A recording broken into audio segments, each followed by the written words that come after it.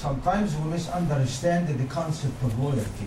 We think loyalty, that means I go along with my tribes, or my friends, or I go along even with my family, or I go along with a certain culture or certain traditions or a certain even theories. But according to Sharia, loyalty has a different meaning. And we really need to understand it, and we understand also what kind of loyalties we are ordained to have. When we come to the definition of loyalty, we will see that it is the commitment by your own choice to fulfill your obligations as an act of worship to please Allah subhanahu wa ta'ala. Commitment, that means you are committing yourself, deciding to do. That means the intention is there and you are already in the act of doing it. By your choice. If there is no choice, there is no aman, there is no loyalty. Now, you pay the IRS. Why we pay the IRS, for instance? We pay the IRS because if you don't pay the IRS, what's going to happen to you? You're going to go to jail. But if you have a choice to pay or not to pay, and you deliberately choose to pay, that's loyalty. So what makes the difference between forcing and loyalty is the concept of commitment based on your conviction, satisfaction. And why I am doing it? Fulfill your obligations as an act of worship. I am getting closer, I am pleasing Allah, I am trying to satisfy Allah. Acting of worship is being loyal. So the loyalty, it is your commitment by your own choice to deliver your obligations as an act of worship. That has nothing to do with your language, your country, men, your culture, even your family, your whatever. Your loyalty is to your commitment. What kind of commitment we have? When we come to the area of commitment, we have really three major categories. And please allow me to just touch base with those three categories because each one of them really is real big. But you are more than welcome to go and to do the follow-up on those as you're convenient. The first of all is your loyalty to Allah subhanahu wa ta'ala. And the second is your loyalty to yourself. And a third category is your loyalty to others. Now, when we take your loyalty to Allah subhanahu wa ta'ala, there are some bases we need to understand.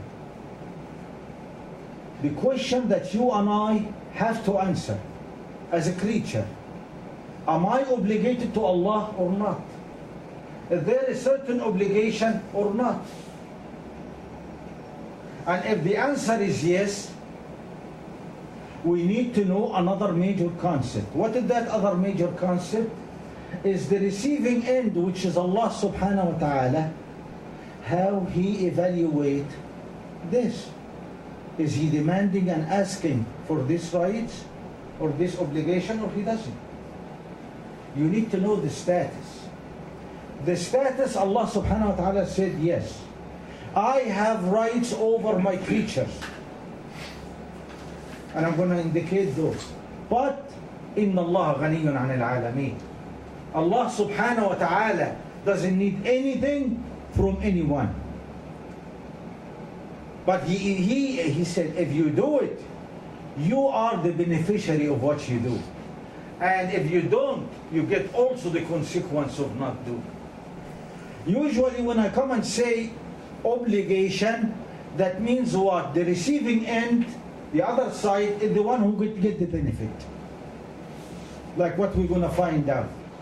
When I fulfill my obligation, when I'm giving you, for instance, I'm paying my taxes, the other end is getting my money.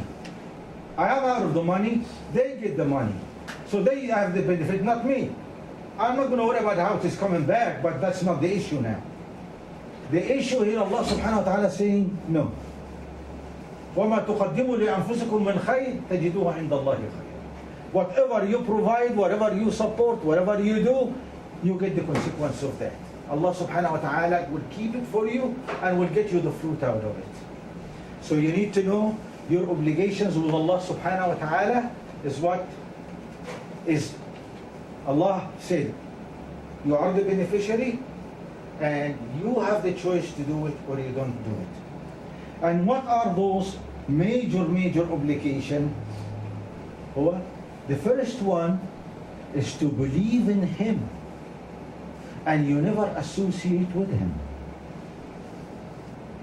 Allah had the right that you recognize Allah subhanahu wa ta'ala and recognize His right and you never associate with Him. Okay, what I mean by believing in Him and submitting to Him, that means unconditionally obeying Allah subhanahu wa ta'ala.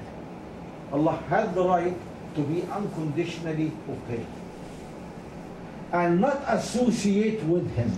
What did the association mean? Shirk, associating with Allah. That means, number one, you believed in Allah. You did not deny. But you claim one of the attributes or one of the character that belong only to other deity. When the people go to a grave of good people and they started to get the blessing or get the barakah or asking for rizq, provisions, the one that Razzaq is Allah. It's not that great.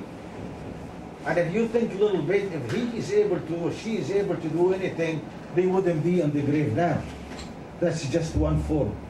If in any given time you feel there is someone in that universe or the whole entire universe can be beneficial or can be harmful to you in any given time, you got a problem with the association.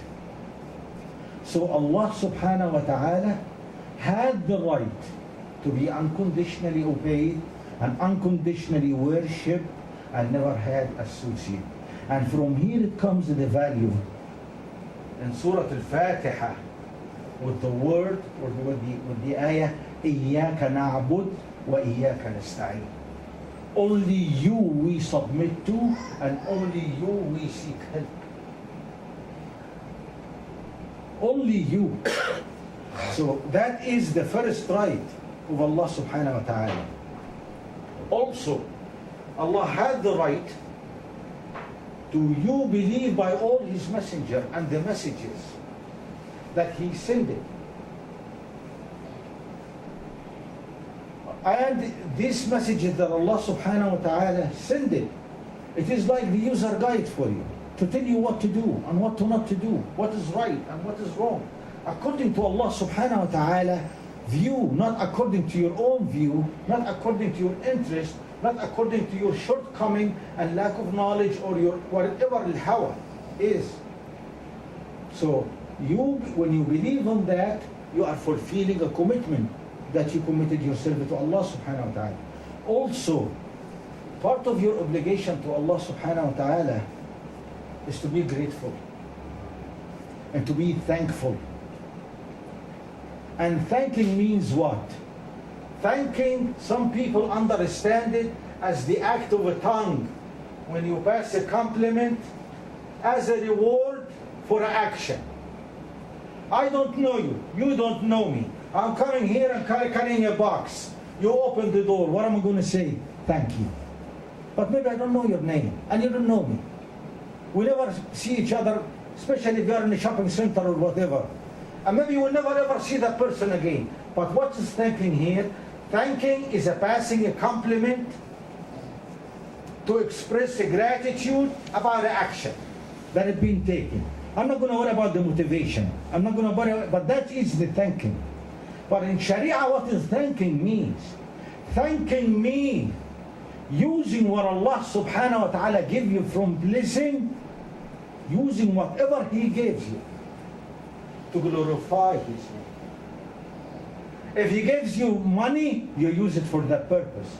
Give you health, you use it for that purpose. Give you life, you use it for that purpose. Give you knowledge, you use it for that purpose. So thanking in ni'mah, the blessing of Allah subhanahu wa ta'ala, is by using it and doing the lawful thing, not the forbidden thing. This is how you thank Allah subhanahu wa ta'ala.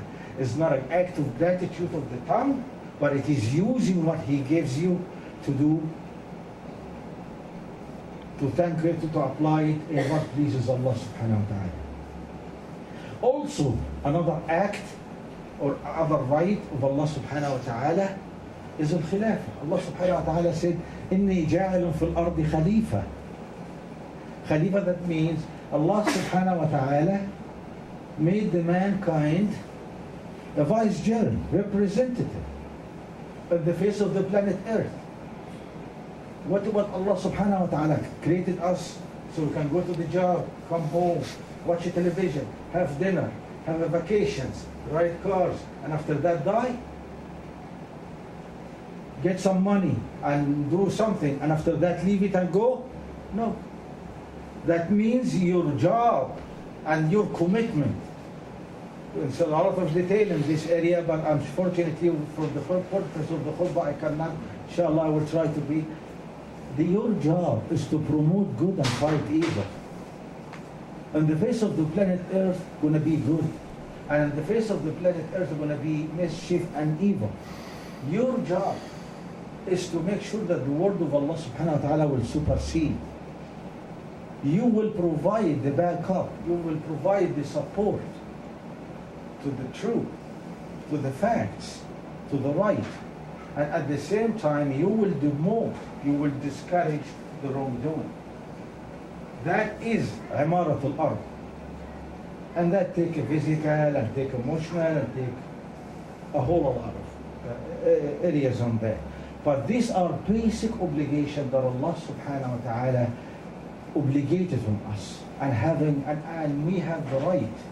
I mean, Allah subhanahu wa ta'ala gave us here the choice between we commit ourselves to do it or we don't.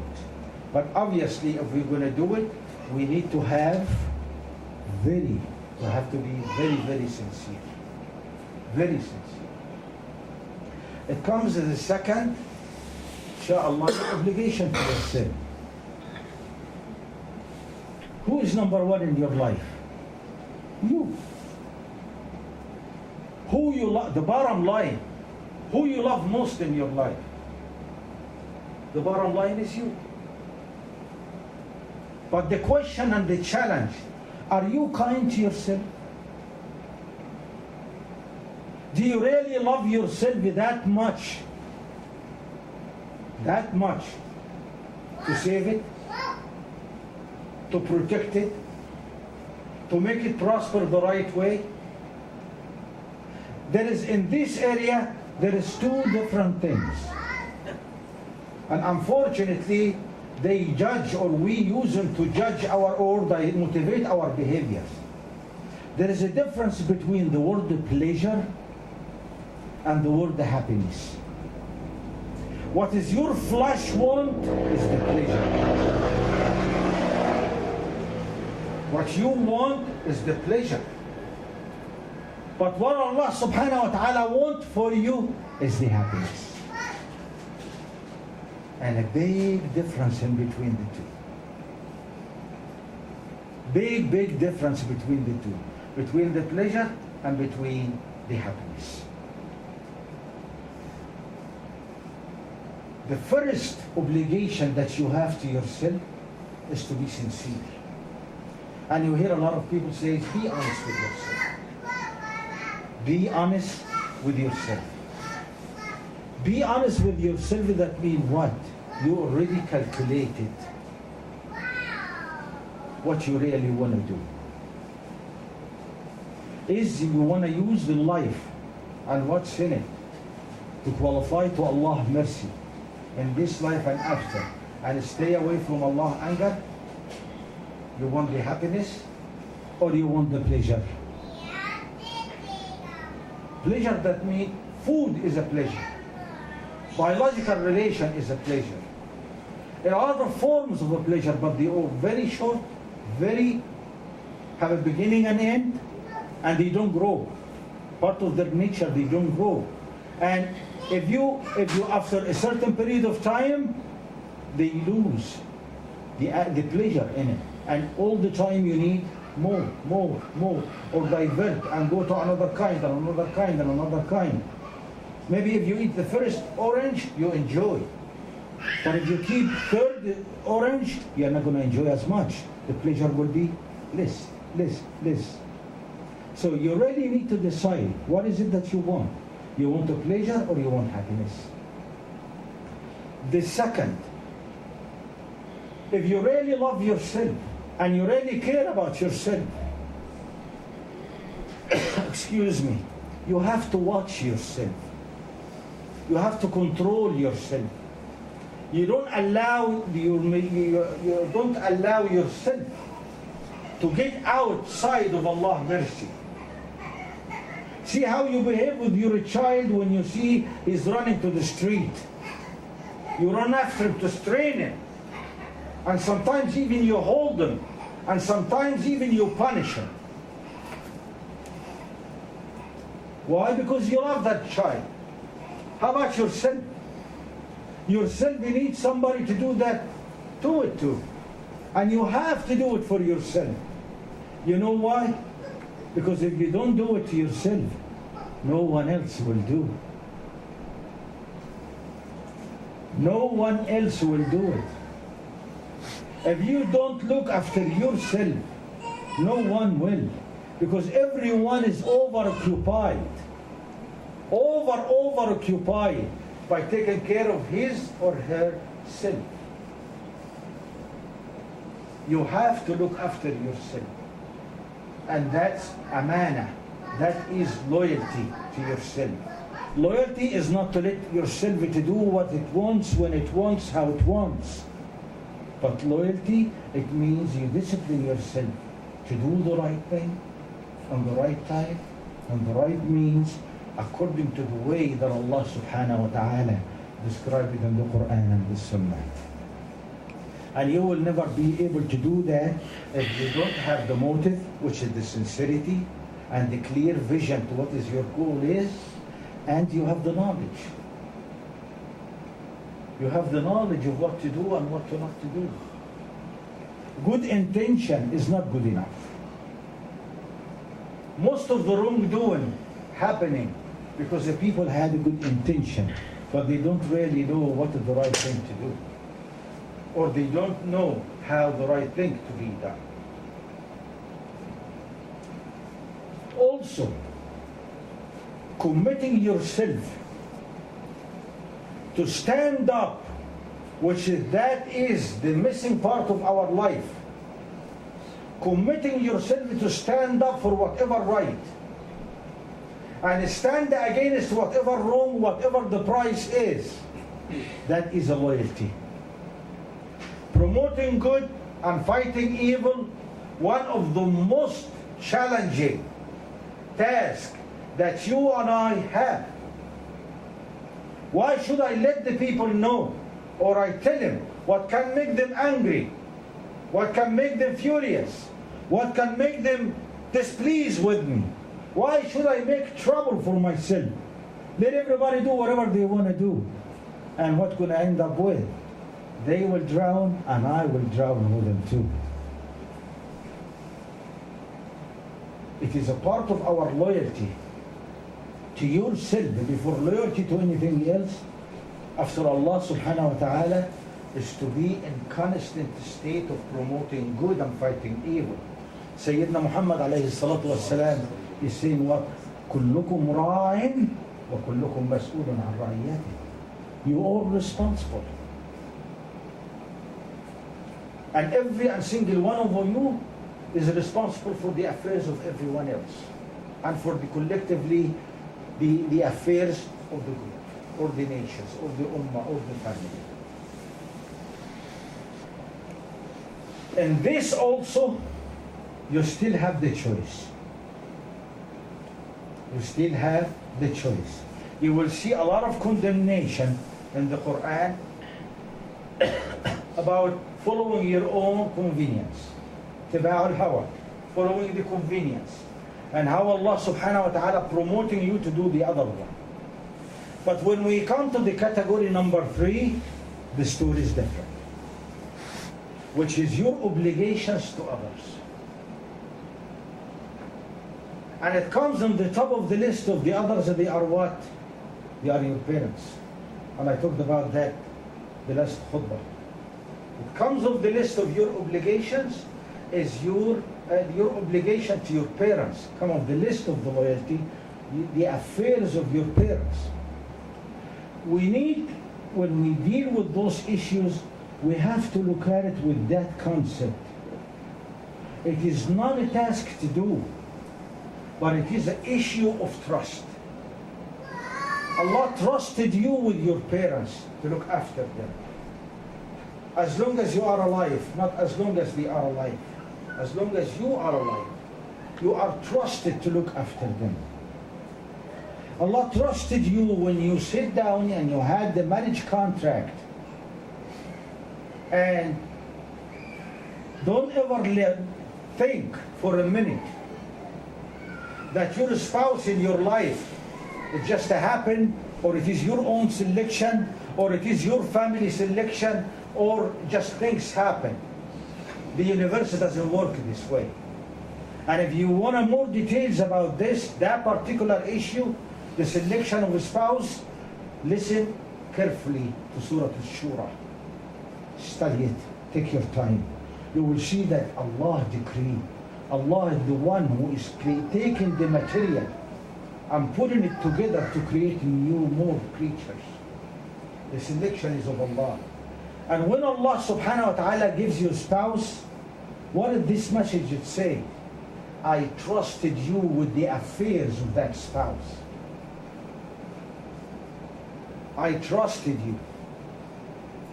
The marriage purpose is, it is a holy commitment that two people, man and woman, they will help each other, to each one of them to be better Muslim and to qualify better to Allah subhanahu wa ta'ala mercy. Not one to dominate the other, or one to serve the other, or one look after the affairs of the other, or to be a servant of each other. Allah did not create slaves. Allah subhanahu wa ta'ala did not create slaves. Slaves is the act of our sin. When we betray the concept of loyalty, when we betray each other's rights, that here it comes, the act of domination and act of slavery and all of these things till the end of it, regardless what is the form and the format. So when we come to the marriage, there are two people helping each other to be more obedient. And this is act of trust. Allah gives you that spouse so you can look after her affair, or she looks after your affair, so you will be a better Muslim. When you do not deliver those, when you think that you're going to deliver when you are happy, and when you are not, or when you are not, you are not going to deliver, that's the act of what? Betrayal. You betraying the contract with your spouse. And Allah in this area said, no betrayal. إن الله يأمركم, Allah ordered you, and to أدوا الأمانات, to fulfill your commitment. In the beginning of the definition, I said a choice. But in this category, Allah said no choice. Because you've been trusted to do it. After the parents and after the spouse, it comes the offspring, the children. It comes the offspring and it comes the children. Your job is not to provide for the children. Is not to shelter the children. It is not to clothe the children. All of these, Allah subhanahu wa ta'ala is doing it and using you as a mean to deliver. Allah subhanahu wa ta'ala provide the unable through the able. The children cannot earn a living. So Allah sent their provision through the able, who is able to earn a living by going to work. But what is your job as a parents? Your job as a parents, you being trusted. The word is trusted.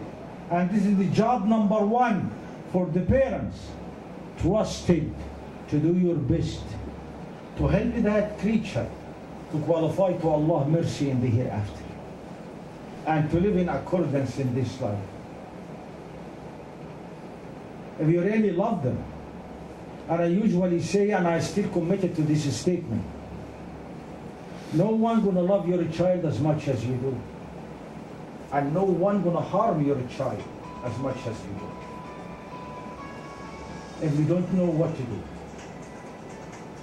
So your job is to use that passion, that love, to make sure that that child will grow up, know exactly what is the purpose of this life, what he's supposed or she's supposed to be in it, what is their commitment to Allah subhanahu wa ta'ala. And you been trusted to do this job. Why you had those children and somebody else did not?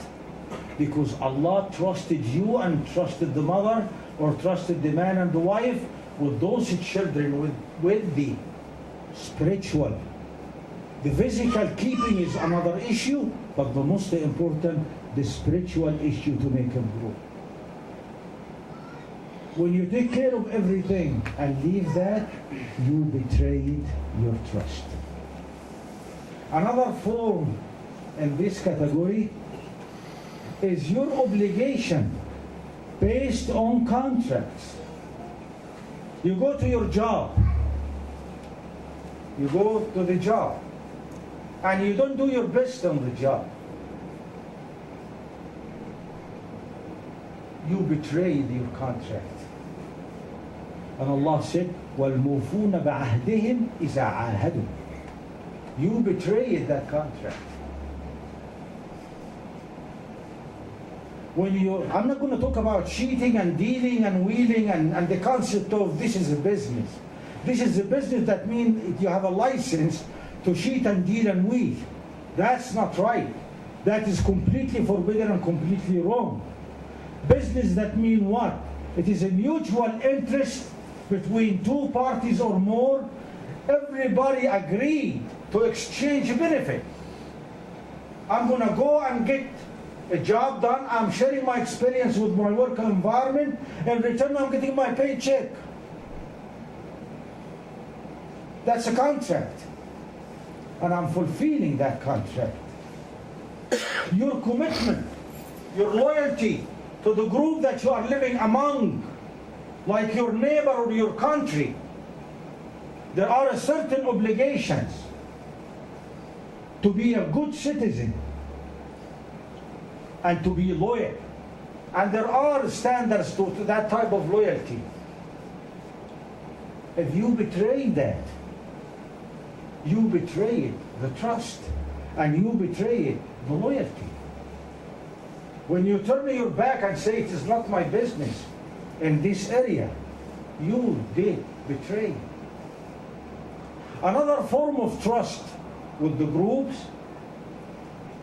and that's kind of phenomenal, is when the people trust you with their valuables and they give it to you to keep. They give it to you to keep. You should give it back upon request. If they give it to you to keep for them and they took a receipt, that's not trust. If they give it to you in front of witnesses, that's not trust. Trust here means what? There is no one gonna validate this transaction but your conscience. And I'm gonna tell you two things. And I'm gonna finish inshallah the khutbah by. And you can see the impact of being truthful and being trust. Sayyidina Muhammad salawatullahi wa salamu alayhi, all the people that they fought against him in Mecca, they did not find anybody else to trust but him to keep their valuable with. And when he left Ali ibn Abi Talib behind to do what? To do a backup, but to deliver that trust. He did not say they are enemy. They are the one who killing. They are not the one who tortured. They are the one who took the Muslim homes. They are took the Muslim money. They are the one who did the killing. Did all of that? No. Trust is trust. And in this area, once you have and accepted the trust, you are responsible for it. You don't use it for personal use. If it drowned or fire or loss, you are still responsible for it or replacement. Once you are trusted, you are trusted. I'm going to give you a living example. May Allah subhanahu wa ta'ala, after maybe 25 years, this incident just came to my mind while I'm speaking to you now. About 25 years, Allah subhanahu wa ta'ala blessed me by making Umrah. And I went to the Medina. And in that day, I decided to spend the most of the time in the masjid. Alhamdulillah.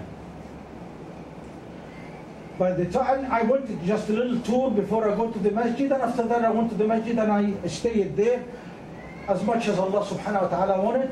And I know that I have to go back to the Riyadh at the same night.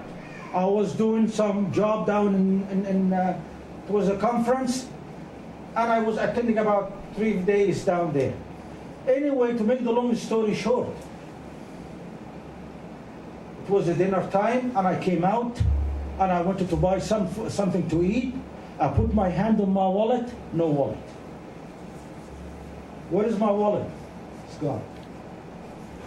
With the wallet, I put my passport and I put my airline ticket, and in my pocket, just about no change to get me even make a telephone call. Or by another word, I was in a deep trouble.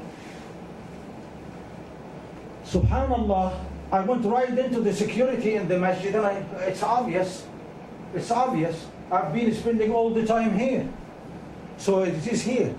The guy said, the officer said, don't worry. Why you are worried? If we don't take anything belong to anybody else. Don't worry. If it is at the masjid, it's going to be in one of the shelves, or it's going to be reported. If it was not reported, that means you go where you sit, you're going to see it in the shelf. I went into the shelf, nothing. I went back, he came with me, and after that he said, listen, the best way, track back, where did you go? And I started with him because I was really very alert. I started to track back with him where I went. And I found out I went to a library because I like to buy books. And I spent about maybe 10-15 minutes in that store because I just want to go to the masjid. I don't want to buy books. But anyway, what had happened is I bought one book very quickly. I paid, and while I was talking, I left the wallet there. I went back the minute the owner of that book at the store, may Allah bless his soul, the minute he saw me, he said, where have you been? I've been waiting. You know, in the summertime, what did the heat in Saudi Arabia look like? The man didn't go home. He stayed in his shop because he saw the airline ticket and he saw all my paper, my passport, my money, everything in it. So he stayed in his store. I was so happy to see it. To the point that I opened the wallet and I said, please take everything. Just leave me enough money to go to the airport. And as if I slammed his face, may Allah forgive me for it. He said, you are paying me for what? You didn't buy anything. You're going to pay me for doing my duty? That's your God, Allah giving to you, not giving to me. And he said, look. And he under the shelf, under the desk, he had a Samsonite. He bring it up and he opened it. And this was, he said, this is a Samsonite belonging to a Japanese merchant. And I saw, Allah, the only one who knows, a whole bunch of dollars, yens, different kind of currency, and very, very, very expensive watches. Obviously, he is a merchant and he came to the area so he can go to the jewelry store and show them the samples of what he got. And he got the money with him. And he said, this belonged to Japanese man. And when that Japanese man is going to come back, he will take it. And we are keeping it for him in here. And I said, but how you will know? He said, my father, before he dies, he described it for me. I said, your father, may Allah bless his soul. He said, my father died 3 years ago. This Samsonite in that place for more than 3 years. And it will be here till that man come to take it or send somebody to take it. That is trust. And I don't have to exaggerate, and whomever knows me, they know that I don't lie. This incident, that's exactly what happened. Now, to develop that kind of intuition, to develop that kind of malaka, that's what the whole akhlaq is all about. That's what the message of Islam is all about. This family, by their own choice, decided to be loyal and honest.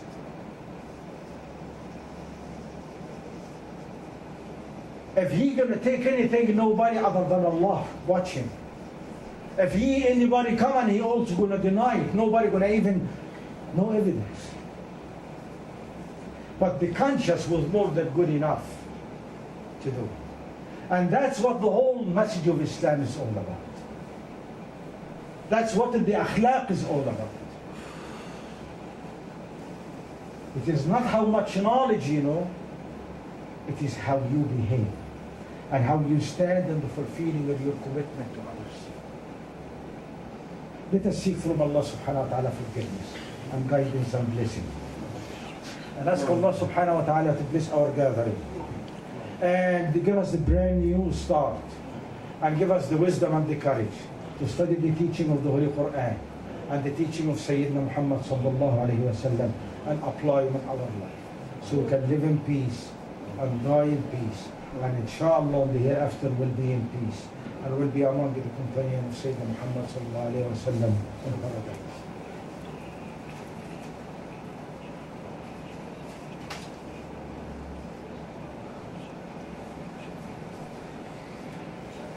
الحمد لله والصلاة والسلام على رسول الله وأشهد أن لا إله إلا الله وحده لا شريك له وأشهد أن سيدنا محمدا عبده ورسوله وأشهد أنه قد بلغ الرسالة وأدى الأمانة ونصح الأمة وجاهد في سبيل الله حق جهاده حتى أتاه الله اليقين. These are the quality that we have the gift of life to develop. To develop the patience, the honesty, the sincerity, the loyalty, that sensitive heart is to recognize mistakes and repent. Now, I want to be all of those. How I'm going to be all of those? Allah subhanahu wa ta'ala showed it to us, and He made it very plain and very clear. وَلَكُمْ فِي رَسُولِ اللَّهِ أُسْوَةٌ حَسَنَةٌ لمن كان يرجو الله واليوم الآخر وذكر الله كثيرا. Allah subhanahu wa ta'ala give you the accepted role model from Allah in Sayyidina Muhammad sallallahu alayhi wa sallam. And what is the major thing that is accepted? Akhlaq and Zakrillah tabarak wa ta'ala. So You and I, we are obligated, if we are really loyal to our sin. See how Sayyidina Muhammad behaved. When Sayyida Aisha Radwanullahi alayha was asked about Sayyidina Muhammad, she said, كان خلقه القرآن. Or by another word, if you want to see the Quran alive, walking in the street, watch Muhammad. That is the goal. So your goal and mine. And if you want to be among the companion, it is only fair. You, Sayyidina Muhammad alayhi salatu wassalam, he is saying, Al-mar'u ma'a man ahabba yawm al-qiyamah. You will be with the whomever you love in the day of judgment. Where is that going to be? That's another story. But if you want to be with Sayyidina Muhammad alayhi salatu wassalam, you better get acquainted with him. How you want to be with somebody you don't know? Or the only time when you hear his name, you say alayhi salatu wassalam. You have to know who is Muhammad. You have to know how Muhammad lives. How Muhammad alayhi salatu wasalam accepted the challenges. How he behaved. Or the bottom line, how Muhammad ibn Abdullah sallallahu alayhi wasallam, by his choice, selected to give Allah his right. Wallahi ya am, لو وضعوا الشمس في يميني والقمر في شمالي على أن أترك هذا الأمر ما تركته. That's a choice. His obligation to Allah. And we all know how Sayyidina Muhammad sallallahu alayhi wa sallam disciplined himself, took care of himself, and he knows the school that he is to really take care of himself is the Quran and Qiyamul Layl. Qiyamul Layl. This is the school of Muhammad ibn Abdullah sallallahu alayhi wa sallam, where he graduated. Not we graduated, he graduated by the Quran and by Qiyamul Layl, praying at night. If you want to be with Muhammad sallallahu alayhi wa sallam, start to follow his footsteps. And we all know, when it comes to other people's obligations and other people's rights, what they called him. They called him an Amin, the trustworthy. I hope, inshallah, that we all will be among the companion of Sayyidina Muhammad sallallahu alayhi wa sallam in this life and after. Some going to say, how are you going to be in this life? Yes, I can be by my behavior. I can be by my mind. I can be by my heart. And I'm not going to worry about the body.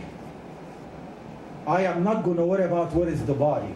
But you can be with Sayyidina Muhammad sallallahu alayhi wa sallam by your heart and by your money and by your mind and by your behavior.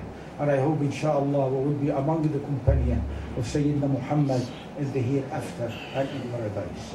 We ask Allah subhanahu wa ta'ala to forgive all our sins, all our mistakes, all our shortcomings, and ask Allah subhanahu wa ta'ala to give us brand new start and give us the wisdom and the courage to study the teaching of the Holy Quran and the teaching of Sayyidina Muhammad sallallahu alayhi wa sallam and apply them in our life, so we can live in peace and we can die in peace, and inshallah the hereafter will be in peace and will be among the companion of Sayyidina Muhammad sallallahu alayhi wa sallam in paradise.